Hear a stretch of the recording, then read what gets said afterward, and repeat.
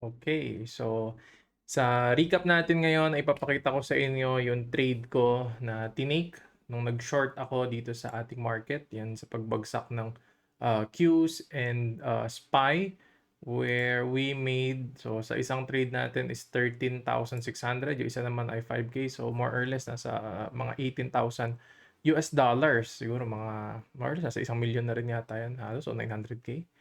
So, yung isang trade kasi, hindi pa lang nagre-reflect yung trade kasi kaka-close lang din natin ito.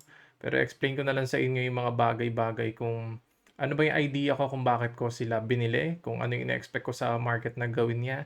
At yun, na nag-materialize, paano natin siya in-execute. So anyway, bago ako magsimula, ay syempre meron tayong challenge portfolio, bago nating sinimulang serye. Hindi ko pala na-edit yung mga clips, kaya dito muna tayo sa recap na ito. Bibigyan ko kayo ng impormasyon about ETFs, about dun sa mga data historically kung ano yung ginagawa ng ating market.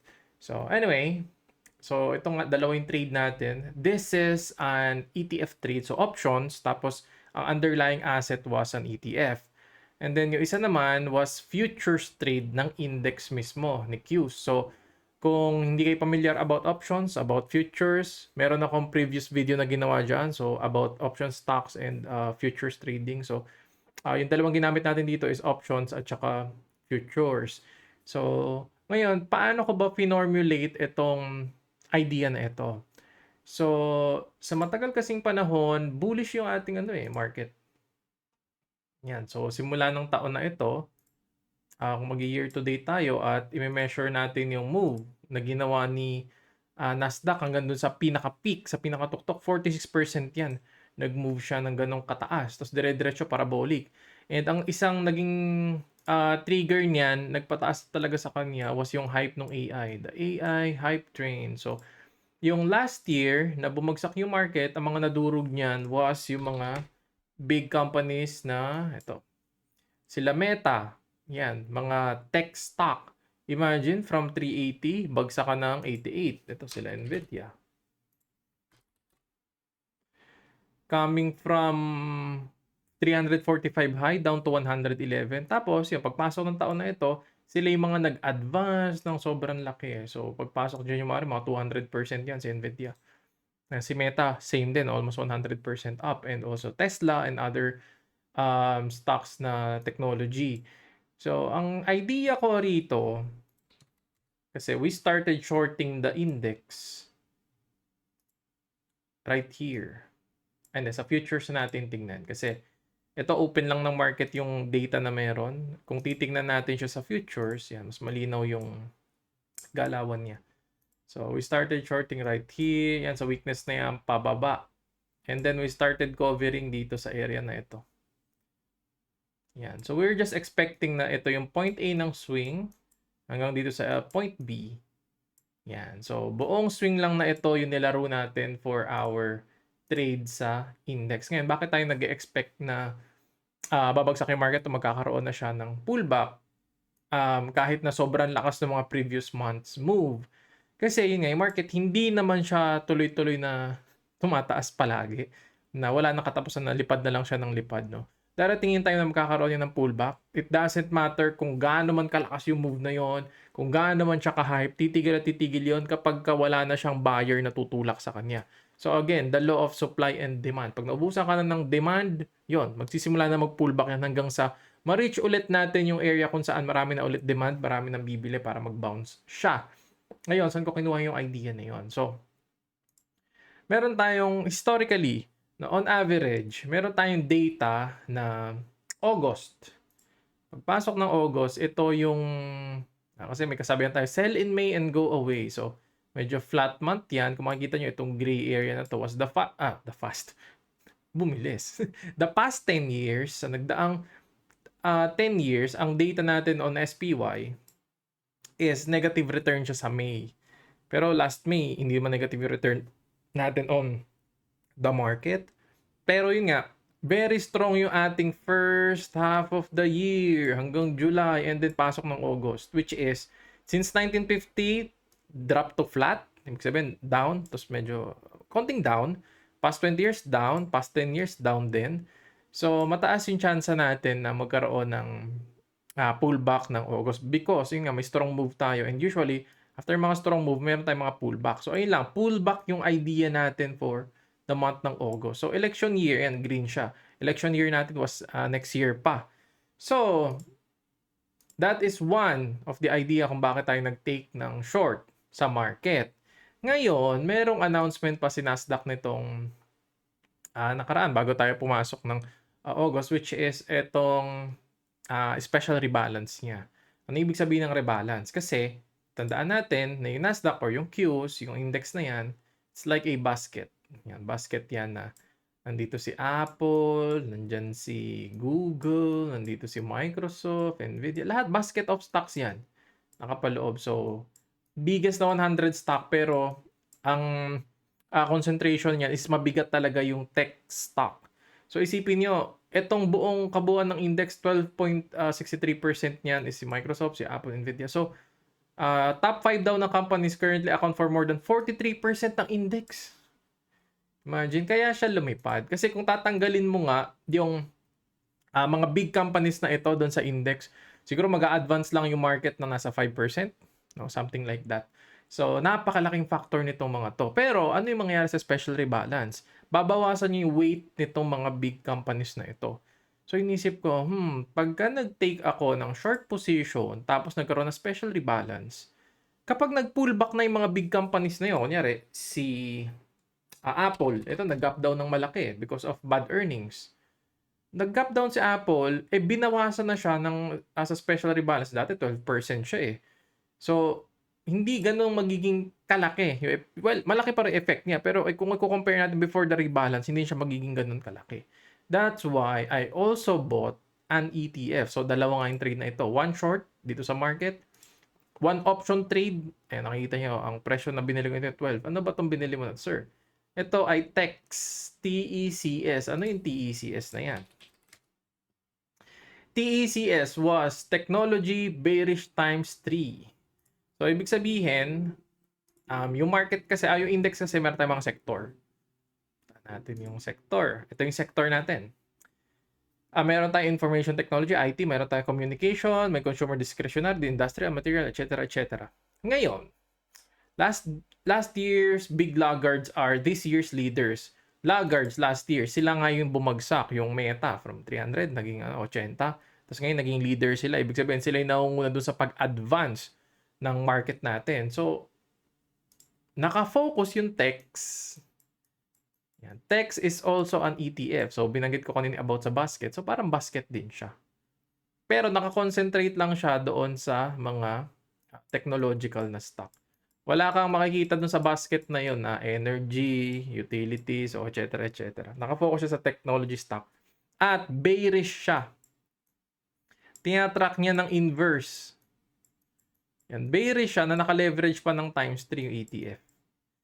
Yan. So, dahil sa iniisip ko, okay, nag-advance na malaki yung tech stock, ano mangyayari kapag nag-take na ng profit yung mga big boys? Kasi, yung mga umaasa sa hype ng AI, ito, yung pera or yung big money, below 200 yan. Nandito yung mga large volume bumibili. So dito sa mga pag-advance niyan, wala nang big money na pumapasok diyan. So inisip ko, ito ay prone na sa mga pullback. Kasi 200% ka na half year, parang karamihan ng mga funds na yan, nakakwota na. So sa pullback trade na yan, dahil nga yun, may special rebalance si Qs, gusto ko mag-focus dun sa pag-pullback ng mga high flyers natin. So ito yung napili kong ETF. Marami pang ETF na available. Pero yun nga, bumili tayo dito sa baba. Bakit po lumipad yan? Kasi nga, bearish siya. Ibig sabihin, pagka yung mga technology stocks is bumagsak, lilipad siya. Kasi inversely correlated sila. Magkabaliktad sila ng galaw. Just like, ito, meron tayong Qs, di ba? Pagtabihin natin. Ganyan sa kabila. Dito TQQ. Dito is, yan. Ito ay inversely correlated din. So, pag bumagsak to, si Qs, kasi ang tinatrack niya was regular. Kung ano yung galaw ng market. Pag bumagsak yung market, babagsak siya. Ito naman, inversely correlated kasi short cues. Pagka bumagsak yung market, saka siya lilipad, saka siya mag-a-advance. So, parehas na mga ETFs yan. Pwede kayong mag-search ng mga ETF kung ano yung gusto yung i-short. Pag may mga story kayo na catalyst, meron kayong headlines na gusto yung bantay in the futures, na gusto yung pumosisyon na, let's say, may mga rumors ngayon na i-downgrade yung mga banks, big banks. May ETF yan. So, ang ETF na pwede yung lagyan, ito, pwede nyo i-short yung financial ng SPY. So, XLF yung kanyang ETF.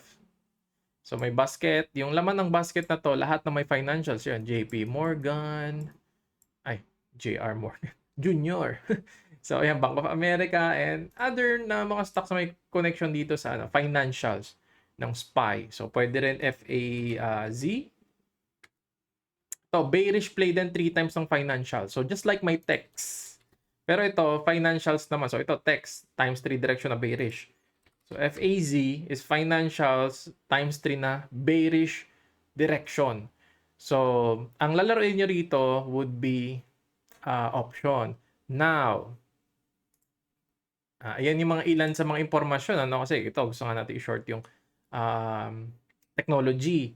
Ngayon, gaya ng sabi ko, the first half of the year, CQs, yan, baka kasi may mga gusto pa rin maglaro ng bearish play.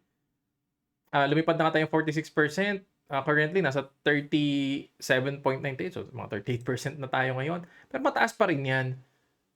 Pero, di ba, kinuha natin yung data past 10 years, past 20 years na yung August is one of the worst months for equities or stocks. Ngayon, meron pa tayong isang play na this is since 1929. So, ito, gains through half of the year ni SPY. So, ito, lumipad siya ng 57%. So, ngayong year na to, si SPY is more than 20%. So, lahat titingnan natin kung ano yung nangyayari ng above 20% na pag-advance. Kasi, pati yung Nasdaq, since 1980s, ito yung pinakamalaking advance niya ulit. Ng half ng year pa lang. So, ibig sabihin, the first 6 months of the year, na sobrang laki ng rally. Pansin nyo, 1933, lumipad ng 57.7%. Pero, then, later, after 6 months, ano nangyari? Down ng 8.6%. Ito, nag-advance ng 26%, down ng 5.5%. Nag-advance ng 38%, down ng 5.3%. Nag-advance ng 25%, down ng 18.7%. So, ang gusto ko lang ipakita, lahat ng mga nag-advance, based on data, in the past, almost 100 years na, 90-something years, lahat na nag-advance sa more than 20%, in the next 6 months, hindi na ulit siya nag-advance ng more than that, hindi siya nagkaroon ng positive return. Punta natin si SPY kasi Nasdaq to eh. Yung SPY natin, ayun, nasa 20% tayo sa peak. Ngayon, nag-pullback na tayo ng negative 16. So, ano yung mga possible scenario na ina-expect ko? From here, pwede tayo maging flat. Mag-end up ng flat in the next half. Pero, kung magma-micro tayo, kagaya nga ng play na nilaro natin,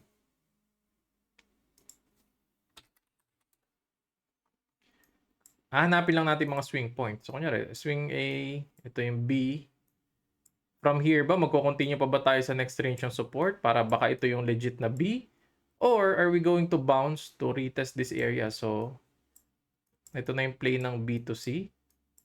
So, ayun yung mga possible scenario na inisip ko. Pero possible nga na mag-end up tayo ng negative to flat from here. Kasi nga, the first half already moved high. But, i-check nyo yung mga ETFs kung ano yung play dahil marami ngayong lumalabas ng mga news. Kunyari, China, you want to trade China ETF, MG. Pwede yan. It tracks China. O baka pwede namang rekta mag-invest in index sa mga brokers nyo. Yan, i-check nyo na lang yung ibang mga markets din na pwede. So, ayun lang siguro ang maibabahagi ko sa video na ito. At syempre, sa mga nag-aabang ng ating Buhay Trader serye, yan. Tayo nyo na lang ang pag-release niya pag nayari ko na yung mga additional information doon na dapat nating mailagay doon sa video. So, ayun lang ang naibabahagi ko sa video na to at salamat sa inyong lahat guys and God bless.